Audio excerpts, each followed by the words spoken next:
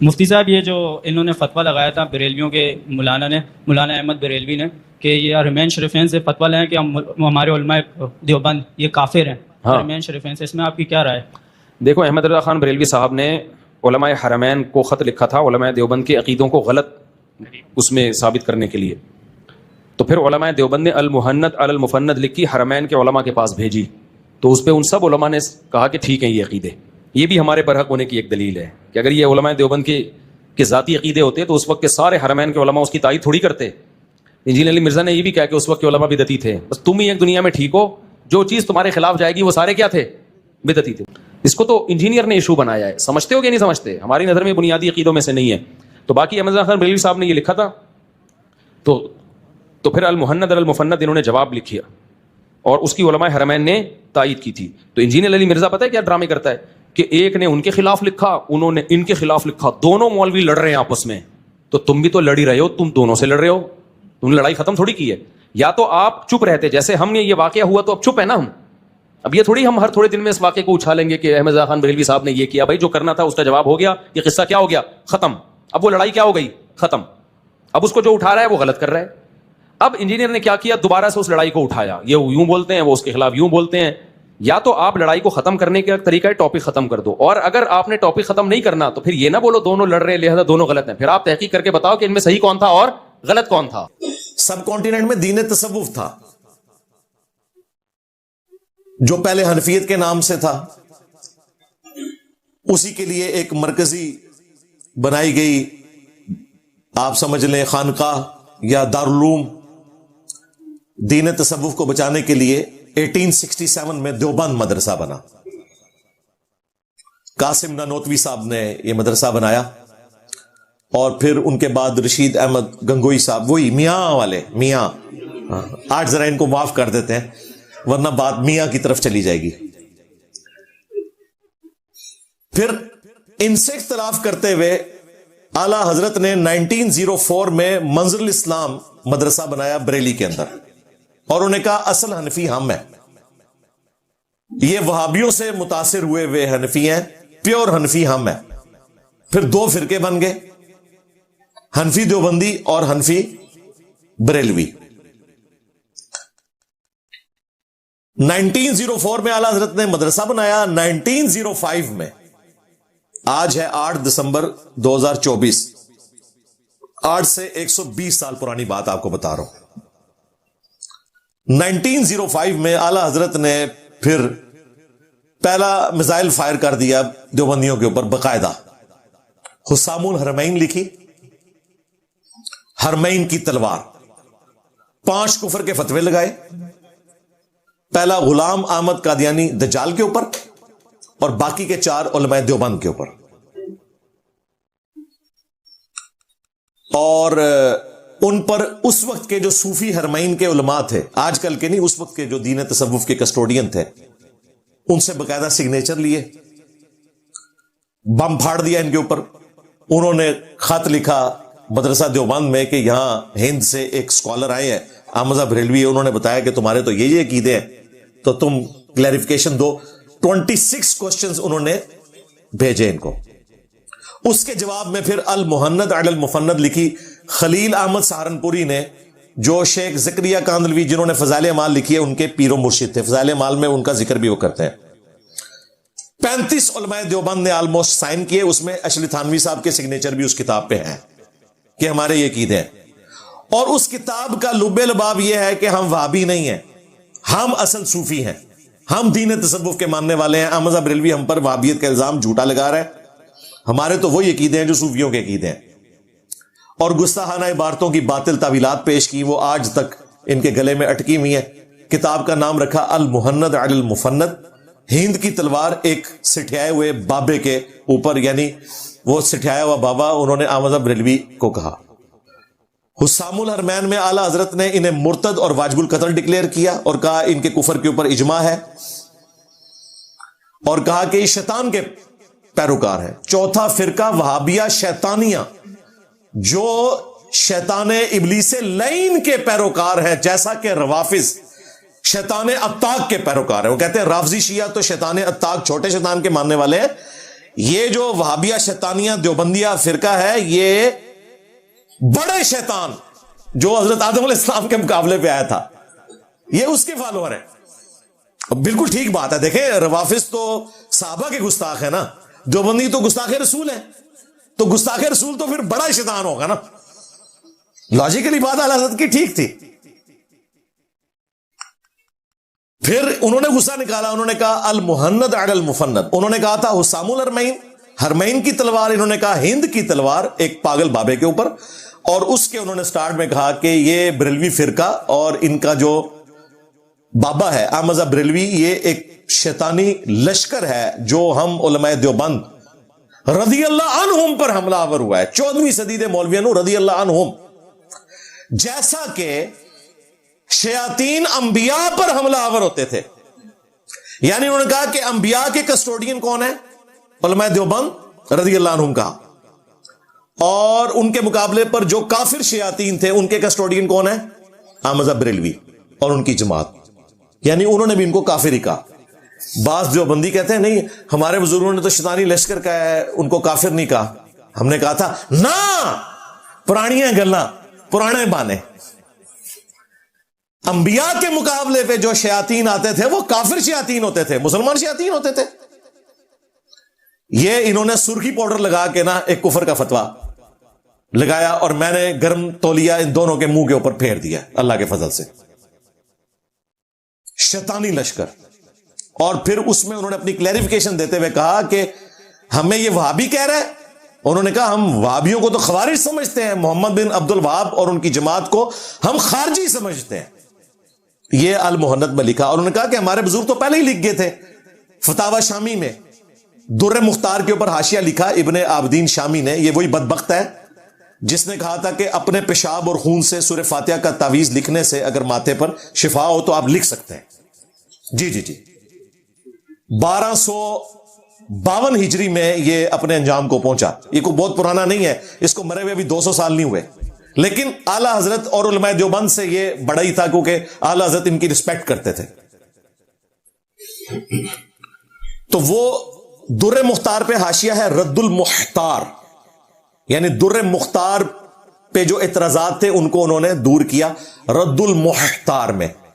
یہ مختار میں خا حلوائی والی ہے اور در مختار میں خا ہے خرگوش والی. اور اس فتاوی شامی میں انہوں نے کہا کہ محمد بن عبد الوہاب اور ان کی جماعت یہ شیطان کا سینگ ہے, خوارج ہے. اسی لیگیسی کو المہند میں دیوبندیوں نے یوز کیا کہ اعلی حضرت ہم پہ غلط الزام لگا رہے ہیں, ہم پیچھے سے تو ان کو خارجی مانتے ہیں, ہم بھی خارجی مانتے ہیں. آج ویسے دیوبندی اہل حدیث ایک ہو گئے ہیں صرف بریلویوں کا مقابلہ کرنے کے لیے اور ریالوں کے چکر میں, ادروائز یہ ایک دوسرے کو کافر سمجھتے تھے. تو یہ جواب میں انہوں نے ان کو کلیریفائی کیا, اور الحمدللہ وہ کتابیں آج تک پرنٹ ہو رہی ہیں. میں نے غار سے دریافت نہیں کی ہیں, ان کے سلیبس میں پڑھائی جاتی ہیں, خود پرنٹ کرتے ہیں. ہم نے اپنی ویب سائٹ کے اوپر ڈالی ہوئی ہیں, ایک ایک ریفرنس ہم یہاں پر ڈسپلے بھی کروا دیں گے انشاءاللہ تعالی. اس میں بار بار وہ ایک جملہ استعمال کر رہے ہیں کہ علماء حرمین نے جو انہیں کافر ڈکلیئر کیا تھا حسام الحرمین میں. تو عام لوگ کنفیوز ہو جاتے ہیں کہ یہ علماء حرمین کیوں کہہ رہے ہیں. تو یہ یاد رکھیے گا کہ اس وقت جو علماء حرمین ہے نا, یہ 1926 میں سلطنت عثمانیہ کے ٹوٹنے کے بعد جو سلفی تحریک تھی یا عرب کی ریولوشن تھی سلطنت عثمانیہ کے خلاف, وہ کامیاب ہوئی, اور اس کے نتیجے میں یہ سعودی عرب بنا. اس سے پہلے یہاں صوفی بیٹھے ہوئے تھے, اور اس ذات کا صوفی بیٹھا ہوا تھا کہ آج کے صوفی ان کے سامنے شاہی کوئی نہیں ہے. جو شرک اور بدعتیں ان کے اندر موجود تھی, اللہ نے ان کی کمر توڑ دی اللہ کے فضل سے. سلطنت عثمانیہ نے 400 سال تک 1517 سے لے کر 1917 تک, کتنے سال؟ 400 سال. کعبہ شریف کی جمعیت کو توڑا, 4 مسلح اس میں ڈالے, حنفی, شافعی, مالکی, حنبلی. ویسے کہتے ہیں چاروں امام حق پر ہیں, نماز ایک دوسرے کے پیچھے نہیں پڑھتے تھے, پیرلل میں جماعتیں ہوتی تھی, 4 مسلح ڈالنے پڑ گئے جھگڑا ختم کرنے کے لیے. یار یہ بھی کر سکتے تھے کہ ایک مسلح رکھتے, فجر کی نماز حنفی پڑھاتے, زور کی شافعی پڑھا لیتے, عصر کی حنبلی پڑھا لیتے, مغرب کی مالکی پڑھا لیتے, یوں چلتا رہتا کام, لیکن انہوں نے ایسا نہیں کیا. کیوں؟ ایک دوسرے کے پیچھے نماز کے قائل نہیں تھے نا. یہ جھوٹ بولتے ہیں کہ چاروں اہل سنت کے ائمہ. اور یہ یاد رکھیے گا, ہم اماموں کو کچھ نہیں کہہ رہے. جس طرح کرسچنز نے جیزس کرائسٹ کے نام کے اوپر شرک کھڑا کیا, جیزس کرائسٹ وجیہن فی الدنیا والآخرہ ومن المقربین ہے, اسی طریقے سے امام ابو حنیفہ المتوفا 150 ہجری, امام مالک المتوفا 179 ہجری, امام شافعی المتوفا 204 ہجری, امام احمد بن حنبل المتوفا 241 ہجری. انہوں نے کہیں نہیں فرمایا کہ ہمارے ناموں کے اوپر مصلی ڈالو اور فرقے کھڑے کر دو. ورنہ سلطنت عباسیہ نے تو حنفیت قبول کر لی تھی نا. قاضی ابو یوسف نے وہ عہدہ قبول کر کے تلوار کے زور کے اوپر حنفیت پھیلا دی تھی نا. اس وقت تو 4 مصلی نہیں ڈالے گئے, حنفیوں کے پاس ہی مصلی تھا. انہوں نے یہ کام نہیں کیا, باقیوں کو ڈنڈے کے زور پہ کہا کہ اسی کے پیچھے نماز پڑھو. سلطنت عثمانیہ جب آئی تو انہوں نے کہا کہ یار آپ اختلاف ختم کرو, اتنے عرصے سے یہ کتوں کی طرح لڑ رہے ہیں آپس میں. ہاں, کتوں کی طرح, کیونکہ علماء سو کو کتا کہا گیا ہے قرآن میں, تو یہ ایک دوسرے کو علماء سو ہی سمجھتے ہیں.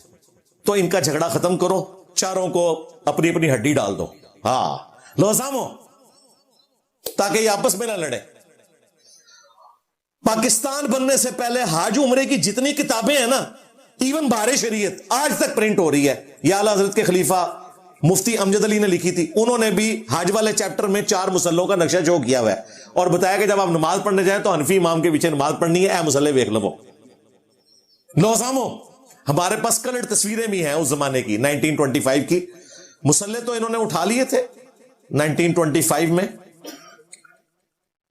لیکن ان کی جو بلڈنگز تھی نا وہ 1955 میں توسیع کے نام پہ انہوں نے توڑی ہیں. پہلے بلڈنگ نہیں توڑی تھی, ان کو انہوں نے ہڈی دے کے رکھی کہ ہو سکتا ہے کہ مصلے واپس ہی آ جائیں. فوراً توڑ دیتے تو ایک مصیبت کھڑی ہو جاتی. جس طرح انہوں نے باقی مزار تو فوراً گرا دیے, لیکن گنبد خضرا نہیں ہٹایا, اس لیے کہ اس وقت اس طرح کا کوئی ریئیکشن سامنے آ سکتا تھا. گنبد خضرا بھی 7ویں صدی ہجری میں رکھا ہے. ایوبی ڈائنسٹی کا جو بادشاہ تھا مملوک سلطنت کا, الملک المنصور قلاوون, اس نے رکھا ہے. اس سے پہلے 650 سال تک گنبد خضرا نہیں تھا, حالانکہ ٹیکنالوجی قبل از مسیح تھی. آیا صوفیہ نبی الاسلام کی پیدائش سے 40 سال پہلے کا بنا ہوا ہے. گنبد خضرا جیسے 1 درجن گنبد اس میں سے نکلتے ہیں. حضرت عمر کے دور میں رومن امپائر اربوں ڈالر جزیہ دیتی تھی. حضرت عمر سونے کا گنبد رکھ سکتے تھے رسول اللہ کی قبر مبارک پہ, نہیں رکھا. حجرہ عائشہ اس طرح ہی رہا.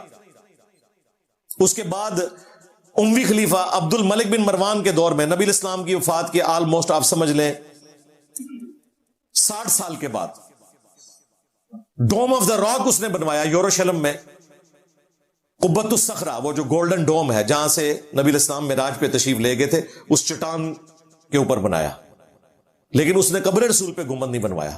اسے پتا تھا کہ صحیح مسلم کی حدیث ہے. اس زمانے میں تو مسلم شریف نہیں تھی, لیکن حدیث تو موجود تھی. میں تمہیں منع کرتا ہوں قبروں کو پکا کرنے سے, ان پر عمارت بنانے سے اور ان پر بیٹھنے سے. 650 سال تک مسلمان بچے رہے, اور پھر 678 ہجری میں جا کے یہ بدعت کی ایک سنی بادشاہ نے, ملک المنصور قلاوون سنی تھا. بعض لوگوں نے کہا کہ یہ شیعہ تھا, اور میں نے بھی ایک لیکچر میں بیان کر دیا تھا بھائی یہ سنی تھا, ایوبی ڈائنسٹی کا تھا, مملوک امپرر تھا یہ. اور اسی صدی میں دوسری بدعت شروع کی الملک المظفر نے, وہ بھی ایوبی ڈائنسٹی کا مملوک امپرر تھا. 630 ہجری میں اس نے یہ 12 ربیع الاول والا جو ایک معاملہ ہے, یہ میلاد کا کام شروع کیا, اور پھر اس کو گود لے لیا سلطنت عثمانیہ نے. انہوں نے 12 ربیع الاول کی چھٹی بھی ڈکلیئر کر دی بعد میں, اور یوں یہ سارے کا سارا سلسلہ چلا. تو یہ علماء حرمین سے مراد ہیں صوفی علماء جو پہلے کے تھے. اب وہاں پہ سعودی حکومت آئی, انہوں نے 4 مصلے ان کے ختم کیے, اور دیکھیں سنت کے مطابق امام کو انہوں نے کھڑا کیا مقام ابراہیم پر. وَاتَّخِذُوا مِن مَقَامِ إِبْرَاهِيمَ مُصَلَّى. ایسی بدبختی تھی ان کی, مقام ابراہیم کے اوپر ان کا مصلی نہیں رہا. 4 مصلے مقام ابراہیم سے ہٹ کر کے تھے, کیونکہ سب کی خواہش تھی کہ ہمارا مصلی لگے. انہوں نے کہا کسی نے نہیں دے دے, اب مقام ابراہیم پہ امام کعبہ کھڑے ہوتے ہیں الحمدللہ. اور میں نے پریڈکشن کی ہے الحمدللہ قیامت تک کے لیے کہ اب یہ مسلح واپس نہیں آئیں گے, کیونکہ حنفیوں کے دو مسلح ہو چکے ہیں, حنفیہ بریلویہ اور حنفیہ دیوبندیہ ایک دوسرے کو مسلمان بھی نہیں سمجھتے. لو سامو, اور یہ امیدیں لگائے بیٹھے ہیں کہ حضرت عیسیٰ ابن مریم بھی فقہ حنفی کے مطابق عمل کریں گے. اگے تو سونا فقہ حنفیہ بریلویہ کے مطابق یا فقہ حنفیہ دیوبندیہ کے مطابق. اب جو یہ بابا چھوڑ کے گیا اتنی لمبی, اس بیچارے کو کیا پتا تھا کہ میرے ہی دو بچے ہو جائیں گے, آگے ہوں گے دونوں حلالی, لیکن ایک دوسرے کو حلالی نہیں مانیں گے. یہ میں روحانی ٹرم میں حلالی کی بات کر رہا ہوں, یہ وہ بگوٹن والی نہ سمجھیے گا. شیخ احمد سرندی المتوفا 1034 ہجری, جنہیں یہ مجدد الف ثانی بھی کہتے ہیں, اور وہ ایسا اوور کانفیڈنٹ ہے, اس نے اپنے آپ کو خود مجدد ڈکلیئر کیا ہوا ہے, اور مجدد بھی کہا میں 1000 سال کا مجدد ہوں, اور اس نے یہ کہا کہ پچھلا 1000 سال جو ہے نا یہ نبی الاسلام نے کور کیا ہوا ہے. 1000 سال کے بعد کسی ایسے بڑے مجدد کی ضرورت ہے جو اولو العزم پیغمبروں کا نائب ہو, تو چونکہ اب ختم نبوت ہو چکی ہے, اب نبی تو نہیں آنا, تو اللہ نے مجھے بھیج دیا ہے, اگلے 1000 سال میں کور کروں گا. یعنی نبی الاسلام کے 1000 سال پورے ہو چکے. اب مجھے بتائیں یہ کیا ہے؟ اور یہ ساری باتیں غلام احمد قادیانی دجال نے اپنے حق میں استعمال کی ہیں. اس نے کہا میں کو نواں کام پایا ہے, میرے تو پہلے بھی مجدد صاحب یہی کام پا کے گئے نے. اس سے پوچھا جا رہا ہے کہ بھائی تو کہاں سے مجدد ہے؟ مجدد تو 100 سال کا ہوتا ہے, جو ابو داؤد میں حدیث ہے, المستدرک للحاکم میں ہے کہ اللہ تعالیٰ ہر صدی کے کنارے کے اوپر میری امت میں ایک شخص ایسا بھیجے گا جو دین کی تجدید کرے گا. پہلی صدی کے مجدد ہے عمر بن عبد العزیز المتوفا 101 ہجری, بالکل صدی کے کنارے پہ آئے, جنہوں نے بنو امیہ کا گند صاف کیا. دوسری صدی کے مجدد امام شافعی المتوفا 204 ہجری, جو حدیث میں بھی امام, فقہ میں بھی امام, منطق میں بھی امام. اس کے بعد پھر اختلاف شروع ہو گیا, ہر ایک نے اپنے اپنے مجدد بنائے ہوئے, اور آخری جو مجدد ہوں گے وہ امام محمد بن عبداللہ المہدی ہوں گے. ان کے اوپر بھی اتفاق ہے, بیچ میں ہر فرقے کا اپنا مجدد ہے. تو اس نے کہا کہ 100 سال کا جو مجدد ہے اس کے اور میرے مرتبے میں اتنا ہی فرق ہے جتنا 100 اور 1000 میں ہوتا ہے. لو سامو, یہ قرآن و حدیث بیان ہو رہا ہے. اور کو حدیث پوچھی کہ یہ بھی 1000 سال کا مجدد کتوں کٹ لیا تو انہیں کہا 100 تو بات چکے 1000 آندہ ہے تو میں بھی 1000 ہو گیا وہاں. اچھا, پھر اس نے کہا کہ مجھے جو اللہ تعالیٰ نے کرامات دی ہیں اور فضائل دیے ہیں, مجھے اللہ سے امید ہے کہ امام مہدی کو بھی اس کا کچھ حصہ نصیب ہو جائے گا. وہ کہتا ہے امام مہدی نے میرے سامنے شاہی کوئی نہیں. وہ کہتا ہے میں اللہ سے امید کرتا ہوں کہ جو آخری مجدد آئے گا نا, ظاہر ہے وہ بات ٹھیک کر رہے ہیں اپنے کانٹیکسٹ میں, امام مہدی تو 100 سال کے مجدد ہوں گے نا, یہ تو 1000 سال کا ہے, تو 10واں ہی صحیح لگے گا نا امام مہدی نو. اور ہمارے کراچی کے جو بھولے بھالے مفتی صاحب ہیں طارق مسعود صاحب حفظہ اللہ تعالیٰ, وہ بڑے فخر سے بتا رہے ہیں کہ ہمارے بزرگ جو ہیں مجدد صاحب ہیں. جی مجدد صاحب لو سامو. پھر اسی نے اپنے مکتوبات میں لکھا ہے کہ ہمارے بزرگوں نے کشف کے ذریعے دیکھا ہے کہ جب قرب قیامت میں عیسیٰ ابن مریم اتریں گے تو فقہ حنفی کے مطابق عمل کریں گے. پھر اس کو کہ یار لوگ تو پھر ہمیں کریٹیسائز کریں گے کہ تم نے ایک پیغمبر کو ایک امتی کے انڈر دے دیا ہے. پھر ان کا نہیں, وہ اجتہاد کریں گے, ان کا اجتہاد امام حنیفہ سے میچ کر جائے گا. اور امام حنیفہ کا اجتہاد تو آج ہی فارغ ہوا پہ ہے, ایک والا نکالا ہے میں نے ان کا نس کے جے. ہم کہتے تھے ابو حنیفہ کی کوئی کتاب دکھاؤ رحمہ اللہ تعالی, یہ کہتے تھے ہے نا الفقہ الاکبر, کتاب کیا پوڑی ہے اتنی سی, 20-25 صفحوں کی کتاب ہے الفقہ الاکبر. فقہ اصغر ہوتی ہے جو فروئی معاملات ہیں، اور فقہ اکبر جو ہے وہ کہتے ہیں عقیدے کو. الفقہ الاکبر کا مطلب یہ نہیں کہ کوئی فقہ کی کتاب ہے، مراد یہ کہ اس میں عقیدے بیان ہوئے ہیں، عقیدوں کی کتاب اتنی سی پڑیا. اس کے پہلے صفحے میں لکھا ہوا ہے کہ رسول اللہ کے والدین حالت کفر میں دنیا سے گئے، نعوذ باللہ. اس پر ترا یہ کہ ان کے ملا علی قاری نے المتوفا 1014 ہجری باقاعدہ اس عقیدے کا دفاع کیا. جب لوگوں نے اعتراض کیا کہ حضور کے ماں باپ کو تم لوگ کافر کہہ رہے ہو، اس نے دفاع کیا. ایک انہوں نے کتاب لبی سی. اب ان کے چھوٹو مولوی آگے کہہ رہے ہیں کہ یہ کتاب ثابت ہی نہیں ہے، یا اگر ثابت ہے تو یہ والا حصہ امام حنیفہ سے ثابت نہیں، اور سب کچھ ہی کوئی نہیں ثابت ہے. ایک وہ سیدھے طریقے نال مشکل نہ تو انہیں کتاب لاب کے دیتی سی کہ اہل حدیثاں نے متھے مارو کہ اہلو ساڑھے امام دی کتاب. اہل حدیث کہتے تھے نا باقی 3 اماموں کی تو حدیث کی کتابیں ہیں، مسند احمد ہے احمد بن حنبل کی، الموطا امام مالک کی، مسند شافعی امام شافعی کی، صحیح بخاری امام بخاری کی، مسلم امام مسلم کی. تو تواڈے امام دی کتاب کتوں ہے؟ میں اتنی مشکل لب کے دیتی ہے، اے تو ہی نس گئے نے. وہ کہہ رہے ہیں ہمارے اعلیٰ حضرت نے کہا ہے کہ بس اس میں مکسنگ ہو گئی ہے. اعلیٰ حضرت کو نہیں ہم مانیں گے، اعلیٰ حضرت کے ابے نے، روحانی ابے ملا علی قاری نے دفاع کیا ہوا ہے الفقہ الاکبر کا. اعلیٰ حضرت تو شاہی کوئی نہیں ملا علی قاری کے مقابلے پہ. لو سامو دیکھو ان کو ان کی گمشدہ چیزیں بھی میں دریافت کر کے دے رہا ہوں. میں کتنے عرصے سے ان کو کہہ رہا تھا کہ بابا لبو جڑا اڑدا ہوئے، بابا لبو جڑا اڑدا ہوئے، کدے ایتھے نسدے سے کدے او بھی لب لے جے. میں پیر ظہیر الحسن المعروف بگوڑے شاہ، ہاں اس نے خود کہا کہ میں منار پاکستان سے اڑ کے بتاؤں گا. سٹو انہوں، ہاں میں بابا لب لیا جے. پہلے میں کہنا تھا نا میں بابے مار دیتے، ایک زندہ جے میں لب لیا جے. وہ بگوڑے شاہ جے انہیں آپ کہہ کہ میں اڑ سکنا وا منار پاکستان، تم انہوں تھلے سٹو.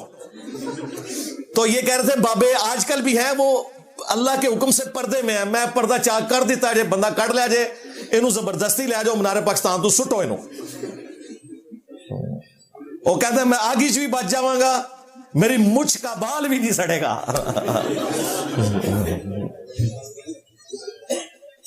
تو بندہ میں لب لیا جے ان سٹنا تہاڈی ذمہ داری جے. دیکھو میں نے بریلویوں کتنے مسئلے حل کیے ہیں. امام حنیفہ کی کتاب ڈھونڈ دی، بابا ڈھونڈ دیا. یہ ساری خدمات اللہ کے فضل سے اسی پلیٹ فارم سے ہو رہی ہیں، اللہ کے فضل سے. تو شیخ احمد سنندی نے عیسیٰ ابن مریم علیہ السلام کے اوپر جھوٹ باندھا اور کہا کہ وہ فقہ حنفی کے مطابق عمل کریں گے. وَلِعَاذُ بِاللَّهِ تعالی فقہ حنفی تو اڑی ہونی ختم ہوگی. اصل میں جس زمانے میں شیخ احمد سنندی کہہ رہا تھا اس نے تو 4 مسئلے دیکھے ہوئے تھے. انہوں نے کہا کہ اینڈ تے آ کے حضرت عیسیٰ ابن مریم ساڈا مسئلہ رکھن گے، باقی ختم کر دیں گے. ان کے پتا سی کہ پہلے ہی ختم ہو جائے گا. ٹھیک ہے. اور اس سے خطرناک بات جو کی ہے شیخ احمد سنندی نے، کانوں سے دھواں نکالنے والی، اس نے کہا کہ بالفرض اگر اس امت میں کوئی نبی ہوتا تو وہ فقہ حنفی سے ہوتا. ہاں اگر اس امت میں کوئی پیغمبر ہوتا تو وہ فقہ حنفی سے ہوتا. ویسے مجدد صاحب زندہ ہوتے نا تو میں ازراہ تفنن کہتا کہ حضرت صاحب تہاڈی ایک گل صحیح نکلی جے، ایک آیا جے اس امتی دجال غلام احمد قادیانی اور فقہ حنفی کے مطابق یہ عمل کرتا ہے. ہائے ہائے، حنفی بریلوی، حنفی دیوبندی، حنفی قادیانی. قادیانی فقہ میں حنفی ہیں، ان کے نام نہاد خلیفہ نے ویڈیو میں ریکارڈ کروایا کہ ہم حنفی ہیں.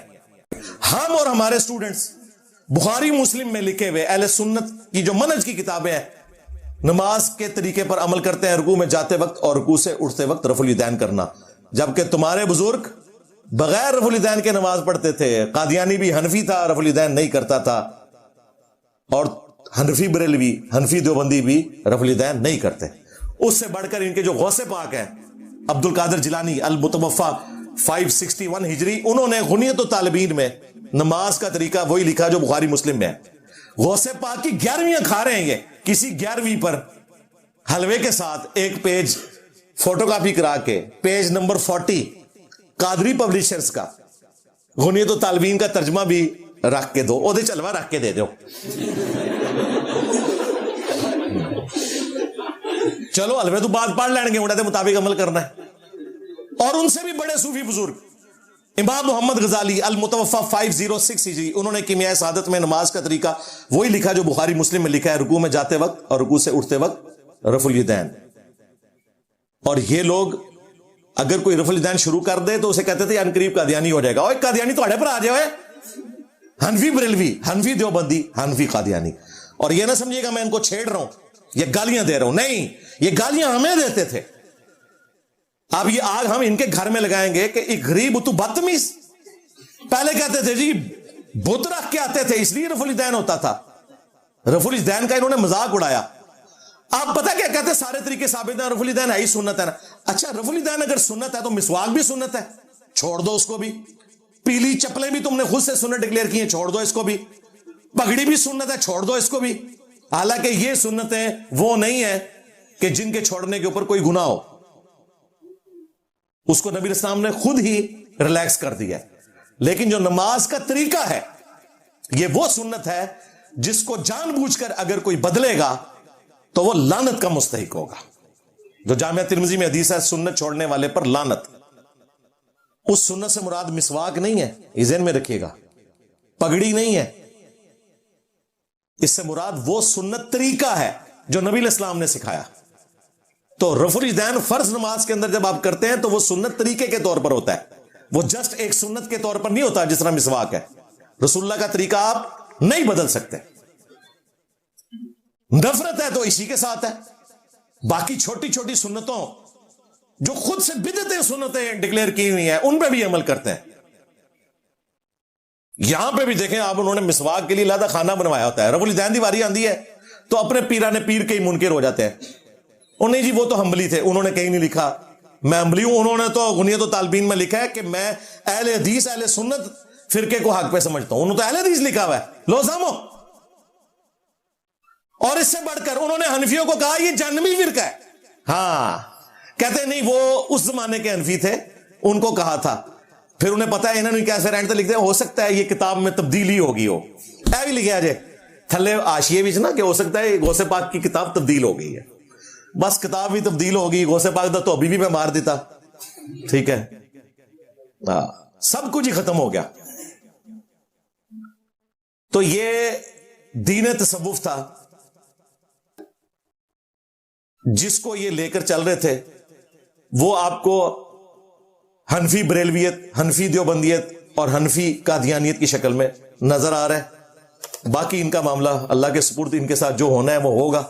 ہم تو صرف چیزیں ہائی لائٹ کر سکتے تھے سمجھانے کے لیے. الحمدللہ میں نے جس طریقے سے ایک پبلک لیول کے اوپر بات پہنچائی ہے, اللہ کا شکر ہے. اس کے بعد بھی اگر کوئی شخص ہٹ درمی پہ آتا ہے تو اس کی اپنی مرضی ہے, سیدھی سی بات ہے.